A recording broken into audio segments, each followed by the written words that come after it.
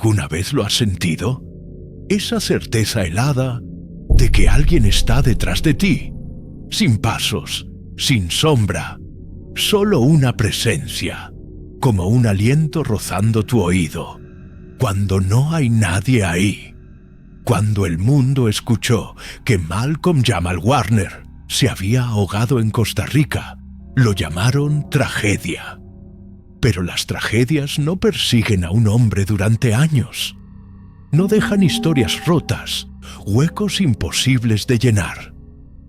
Primero una hija en la orilla, después desaparecida. Primero un accidente, luego un misterio. Yo lo sé, porque yo estuve allí. Vi cómo su sonrisa se torcía cuando pensaba que nadie lo miraba. Escuché las llamadas que terminaban en un silencio helado. Sentí el peso que lo aplastaba, aquello que cada día se acercaba más, y cuando él se fue, esa cosa no se fue. Nunca se va, te sigue. Siempre he sido consciente de los ojos. No los que encuentras al otro lado de una habitación llena. No los que guardan calidez o reconocimiento. Hablo de esos que se quedan demasiado tiempo. De los que no parpadean. De los que sientes presionando la parte trasera de tu cráneo cuando estás solo, obligándote a girar la cabeza aunque ya sabes que no habrá nadie ahí. Mi madre solía llamarlo nervios. Mi padre, paranoia. Para mí, era simplemente la vida. Crecí revisando la ventana de mi cuarto 3 veces antes de dormir, convencido de que algunas noches una sombra se apoyaba en el vidrio.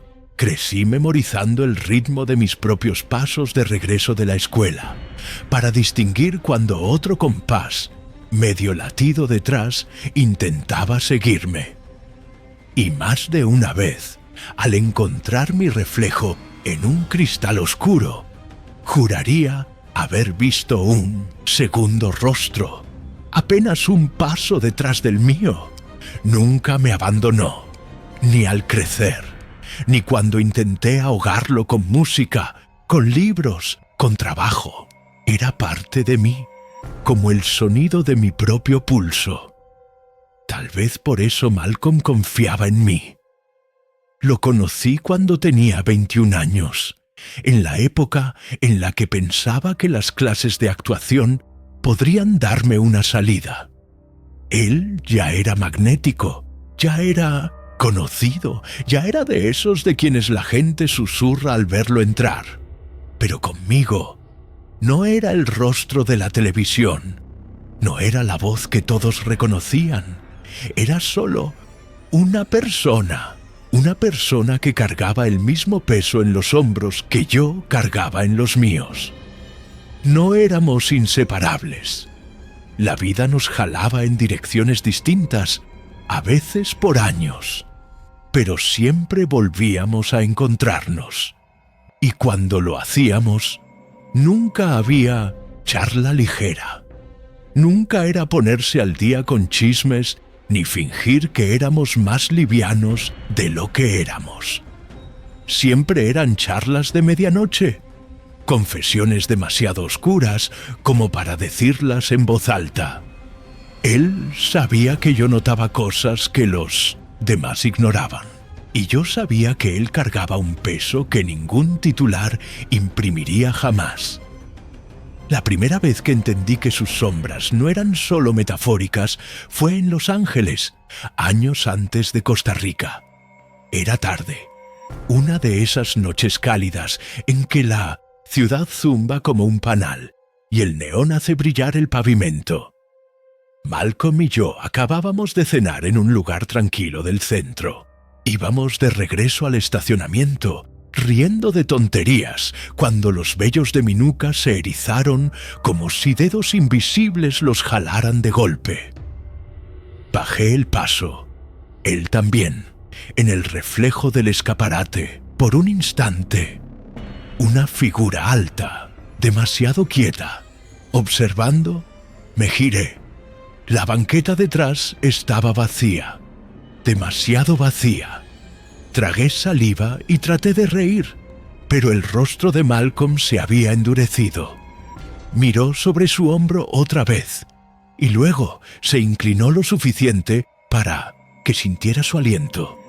«Tú también lo viste, ¿verdad?» No era una pregunta ligera, era una prueba. No respondí enseguida. No quería entregarme a mi enfermedad de toda la vida. No quería admitir que la paranoia que me había acompañado desde niño acababa de encontrar eco en él. Pero el silencio se alargó. El aire se volvió pesado y supe que la verdad nos aplastaba a los dos.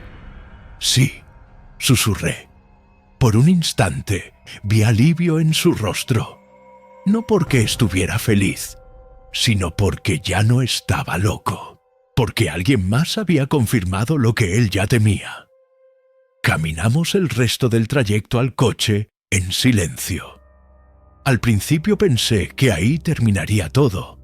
Un solo momento. Una coincidencia incómoda. De esas cosas que tu mente archiva abajo. Extraño, pero explicable. Me repetía a mí mismo que ese reflejo podía haber sido cualquiera. Un desconocido revisando su celular. Un simple truco de las luces de neón. Pero siguió pasando. Una noche, una semana después, Malcolm me llamó pasada la medianoche. Su voz era baja, plana, como si sostuviera el teléfono contra el pecho para que nadie más lo escuchara. «¿Lo oyes?», me preguntó. «¿Qué?», susurré, aunque estaba solo en mi departamento. No respondió al principio, solo mantuvo la línea, y en el silencio yo también lo escuché. Clics débiles, lejanos, un patrón, alguien respirando demasiado cerca del auricular, y luego colgando. Me incorporé en la cama, el corazón desbocado. Pero cuando volví a preguntar, Malcolm solo murmuró: «No soy solo yo». La llamada se cortó. A partir de ese momento, era imposible fingir que no nos seguían. Al inicio fueron cosas pequeñas. En un diner de West Hollywood, un sedán negro estacionado frente a la ventana. Se quedó ahí mucho más tiempo del que cualquier conductor aburrido aguantaría. Los faros apuntados directo hacia nosotros. Cuando salimos, el mismo coche nos siguió. 2 cuadras, 3, 4, y cuando volteé a mirar, el parabrisas era impenetrable, más oscuro de lo que cualquier polarizado debería ser. Otra noche, después de una de sus grabaciones tardías del podcast, cruzamos Sunset para volver a su auto. Un hombre estaba recargado contra un poste de luz al otro lado de la calle. No, fumaba. No miraba su celular. No esperaba a nadie. Solo estaba ahí, demasiado quieto. Como si su única función fuera ocupar un espacio que no queríamos que existiera. En cuanto Malcolm puso la llave en el encendido, el hombre se alejó. Ni rápido ni lento, solo deliberado. Una semana después, nos encontramos para comer cerca de la Braa. En la mesa de la anfitriona nos esperaba un paquete. Sin nombre, sin nota. Adentro había un soldadito de juguete. Su cabeza derretida, pegada al cuerpo. La anfitriona juró que nadie lo había dejado. Pero tenía nuestros 2 nombres escritos, con marcador en la base. Esa noche, la voz de Malcolm se quebró al decirme: «Quieren que me rinda». «¿Rendirte a qué?», pregunté. «A ellos», susurró, como si la palabra en sí pesara. «A su versión de mí». No explicó más. Nunca lo hacía. Pero yo sabía de qué hablaba. De la industria, de los rituales que exigían, de las humillaciones que todos murmuraban pero nadie confirmaba, de lo que decían que debías hacer, si querías permanecer adentro. Malcolm nunca fue dócil, era directo, se negaba a encajar en la caja pulcra en la que Hollywood quería encerrarlo, y tal vez por eso intentaban encerrarlo de otra forma. Cloutier, noches se convirtieron en semanas, y la paranoia se metió en cada rincón de nuestras vidas. Yo me descubrí escaneando rostros en cada multitud, buscando al que nunca encajaba del todo. El extraño que no reía cuando todos los demás sí. El que estaba un poco demasiado quieto. El que no parpadeaba cuando debía hacerlo.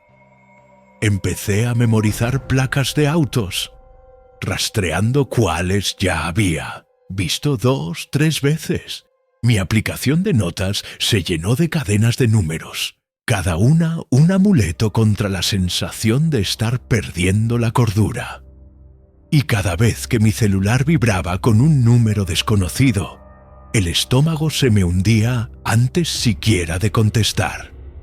A veces era silencio, a veces un clic, a veces respiración. Lenta, constante, humana, demasiado intencional. Colgaba, y entonces empezaban los golpes. 3 golpecitos suaves contra la puerta de mi departamento. No fuertes, no lo bastante para despertar a un vecino, solo lo suficiente para que yo supiera que alguien estaba ahí. Cuando miraba por la mirilla, el pasillo siempre estaba vacío. Lo peor no era que me estuviera pasando a mí. Lo peor era que le estaba pasando a él. Más fuerte, más pesado, más cerca. Una noche, después de un evento benéfico, nos metimos en una librería para escapar de los destellos de las cámaras. El lugar debería haberse sentido seguro. Luz cálida, murmullo suave, el olor a papel y tinta. Pero a mitad del pasillo, Malcolm se quedó helado. Un hombre, el mismo que habíamos visto semanas antes en otra calle, en otra ciudad. Estaba parado al final del pasillo. No tenía un libro en las manos. No había razón para que estuviera ahí. Solo nos miraba, inmóvil. ¿Sabes lo que quieren de mí, verdad?, me susurró Malcolm con la espalda pegada a los estantes. Negué con la cabeza, aunque la garganta ya la tenía seca. «Quieren que use algo que no es mío», susurró. «Un papel, una máscara. Quieren despojarme hasta que no quede nada de mí. Solo lo que ellos fabricaron. Y no lo voy a hacer». Había fuego en sus ojos, pero también miedo. Miedo de que decir no tuviera un precio. Volvió la mirada hacia el hombre al final del pasillo, pero cuando miré yo, ya no estaba. Sin pasos, sin sonido, simplemente desaparecido. Esa noche, al llegar a mi departamento, dejé todas las luces encendidas. Me dije a mí mismo que era para ahuyentar las sombras. Pero, en el fondo, sabía la verdad. La luz solo hacía que los vigilantes resaltaran más. Separar lo ordinario de lo preparado se volvió imposible. Una barista escribiendo mal mi nombre en un vaso. Normal. Pero, ¿por qué miró 2 veces a Malcolm antes de entregarlo? Un hombre rozándonos en medio de la multitud. Ordinario. Pero, ¿por qué susurró algo que yo no alcancé a oír? ¿Y por qué Malcolm se tensó como si sí lo hubiera entendido? Incluso el sonido de pasos en la banqueta, demasiado cerca, demasiado sincronizados, se volvió insoportable. Eran peatones, o nos seguían. Yo ya no podía distinguirlo. Malcolm, en cambio, nunca dudaba. Se detenía a media conversación, con los ojos entrecerrados, como si pudiera ver a alguien que yo no veía. Su paranoia no era al azar, era precisa. Estaba convencido, absolutamente convencido, de que lo estaban acechando hasta silenciarlo. Yo empecé a creerle. La figura en el reflejo no había sido un error. El coche que nos siguió no fue casualidad. El paquete no fue una broma. Cada silencio en la línea, cada golpe en la puerta, cada rostro en la multitud que no encajaba. Todo eran piezas del mismo rompecabezas. Nos estaban siguiendo. Y ya no solo a él, a mí también. Nos convencimos de que un cambio de escenario podría ayudar. Nueva Orleans se suponía que sería ruido, gente, luz. El tipo de lugar donde las sombras no podían esconderse tan fácilmente. Pero viéndolo ahora, tal vez por eso lo eligieron. Entre las multitudes, nunca sabes quién está detrás de ti. Era una noche cálida en el barrio francés. El aire estaba cargado de música de metales que se desbordaba por cada puerta.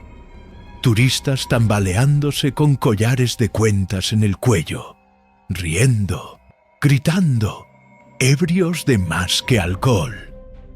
La ciudad estaba viva, de un modo en que Los Ángeles nunca lo estuvo. Ruidosa, descarada, pero debajo de todo ese ruido, yo lo escuché.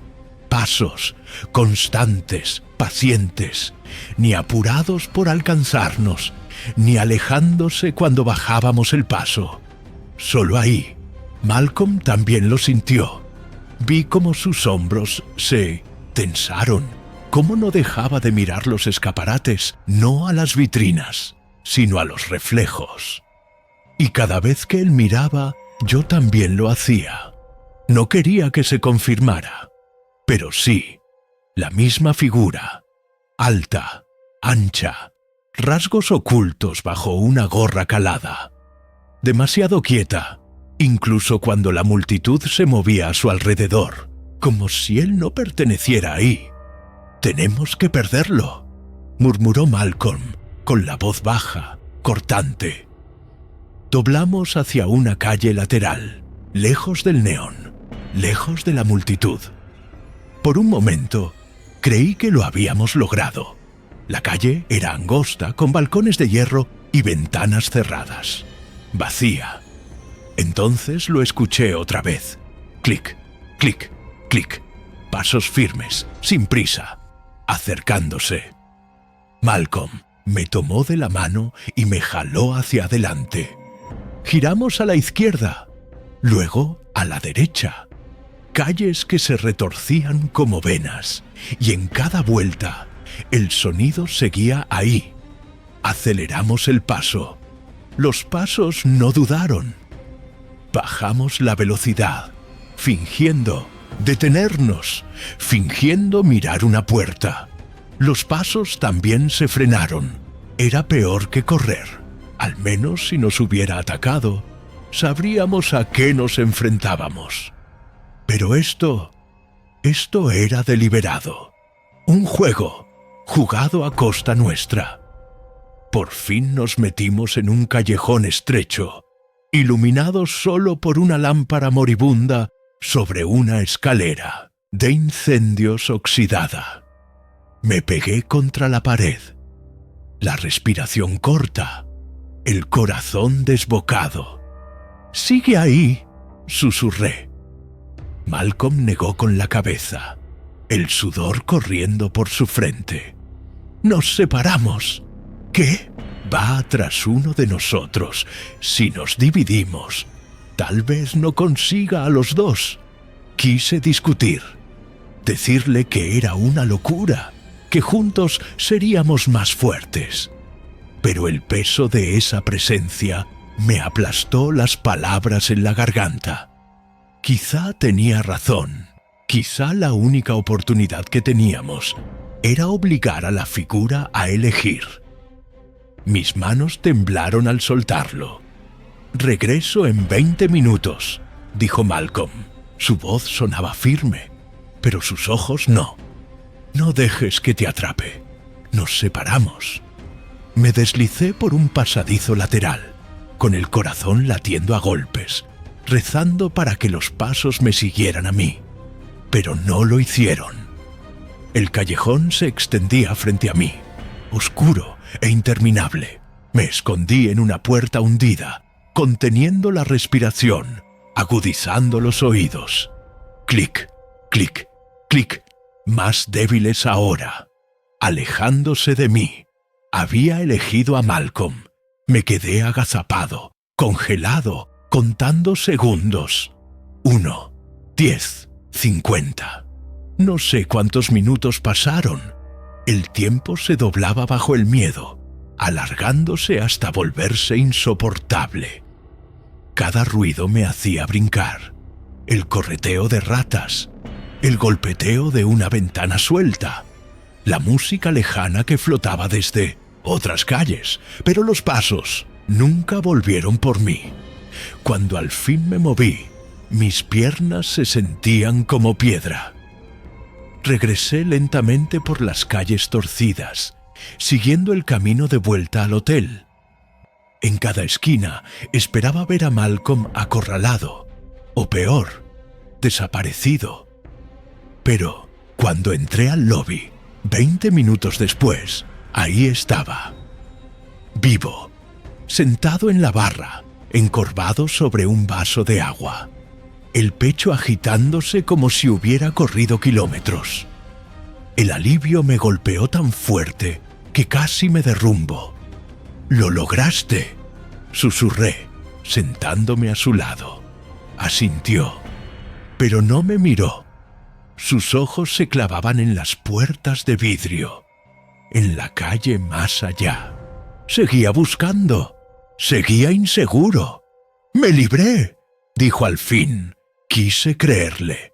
Quise dejar que esas palabras borraran el terror, los pasos, la figura. Pero entonces lo vi. Su mano levantó el vaso y las luces del lobby la iluminaron. Una delgada línea roja le cruzaba la palma. Superficial, pero fresca, aún sangrante. «¿Qué te pasó en la mano?», pregunté. Parpadeó confundido.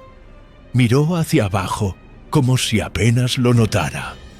«¿Ese corte?», dije, con la voz casi en un susurro. Frunció el ceño, giró la mano. Por un instante, su rostro titubeó. Sorpresa. Luego, indiferencia. Debió ser cuando corría, pero yo sabía la verdad. Ese corte no era un accidente. Era una marca, la prueba de que la figura lo había tocado, la prueba de que lo había elegido. Cuando Malcolm me dijo que se iría, no discutí. Estábamos en el lobby del hotel, un día después de Nueva Orleans. La cicatriz en su palma oculta bajo una venda que ni siquiera él mismo había envuelto. Sus ojos rojos, su cuerpo encorvado, como un hombre que no había dormido en semanas. «Necesito respirar», dijo. «Si me quedo aquí, me ahogarán antes de que siquiera toque el mar». Trató de sonreír al decirlo, como si fuera un chiste, pero su voz estaba hueca, vacía de ritmo. Lo llamó vacaciones, un escape, Costa Rica, una oportunidad para resetearse. Pero ambos sabíamos que no buscaba descanso, buscaba huir. Le pregunté qué haría si lo seguían hasta allá. «Lo harán», respondió simple. «Pero quizá el océano esconda mejor las cosas que la ciudad». No supe de él durante 3 días, hasta que mi teléfono vibró a las 3:12 a. M. La hora exacta en la que siempre llegaban las llamadas desconocidas. Era Malcolm. 2 palabras me siguieron. Ese fue el último mensaje que recibí de él. Cuando salió la noticia, casi lo creí. Ahogado. Un accidente trágico. Costa Rica. Las palabras encajaban perfectamente en la clase de historia que el público podía digerir. Una historia que no obligaba a hacer preguntas. Pero luego comenzaron las grietas. Primer reporte. Su hija estaba en la orilla viéndolo. Después otro dijo lo contrario. Nunca estuvo ahí. Primer reporte. Un surfista se lanzó a rescatarlo. Otro aseguró que no había habido ningún surfista. Primer reporte. Lo arrastró la corriente. Otro afirmó que ni siquiera luchó por salir. Me quedé mirando esos titulares hasta que la vista se me nubló, recordando lo que me dijo esa noche en Nueva Orleans. Si no pueden cambiarme, me borrarán. Y ahora los periódicos decían que simplemente se había rendido al mar, como si no supiera nadar, como si un hombre que creció en playas y albercas simplemente dejara ir la vida. No, él no se rindió. Lo tomaron. Vi el video de la playa una y otra vez, el último en que lo vieron con vida. En él camina solo por la orilla, los hombros tensos, la cabeza girando como si escuchara algo fuera de cuadro. La gente decía que parecía nervioso, tenso. Algunos hablaron de drogas, pero la autopsia fue clara. Nada en su sistema. Entonces, ¿por qué su cuerpo parecía estar esperando un impacto? Pausé el video justo en el momento en que volteó la cabeza. Sus ojos no miraban el océano, ni la arena. Miraban detrás de la cámara. Me miraban a mí. Me dije que la pesadilla terminaría con su muerte. Que lo que nos había perseguido por ciudades, por callejones, por noches sin aire, al fin estaría saciado. Pero el silencio no duró. Las llamadas regresaron. A las 3:12 a.m. mi teléfono vibraba, sin número, sin voz, solo respiración. Débil, constante, como si esperara que yo hablara primero. Al principio las ignoré, pero ignorarlas no ayudó. Solo hizo que empezaran los golpes. 3 golpecitos suaves en la puerta de mi departamento, siempre a la misma hora, siempre desapareciendo antes de que pudiera abrir. Una vez puse el ojo en la mirilla, no había nadie, pero por una fracción de segundo, juraría que vi movimiento, no alejándose de la puerta, acercándose, algo tan cerca que, si la hubiera abierto, lo habría respirado. Empecé a verlo también, a Malcolm, no vivo, no entero, solo fragmentos. Su reflejo en una vitrina que debería mostrar solo el mío. Su figura cruzando la calle cuando no había nadie. Su rostro en el brillo de un vaso de agua, los labios entreabiertos como queriendo hablar.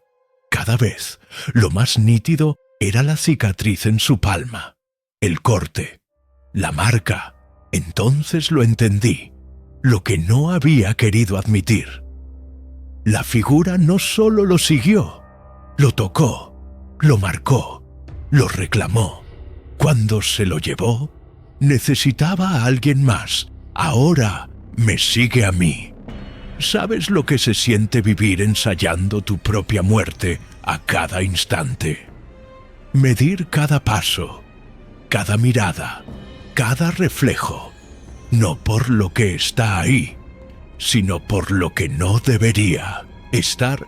Yo sí vi lo que le hicieron a él. Veo lo que me están haciendo a mí. Y si has escuchado hasta aquí, Tal vez ya lo sientas también. Ese peso en la nuca, esa certeza de que hay ojos sobre ti incluso ahora. No lo ignores, no lo tomes a broma, porque una vez que te elige, no se va, te sigue, y quizá ya te esté siguiendo a ti. Si quieres ayudarme a seguir, si quieres asegurarte de que mi historia no desaparezca como la suya, entra al comentario fijado, porque ellos están mirando, y en el momento en que dejes de escuchar, sabrán que lo oíste.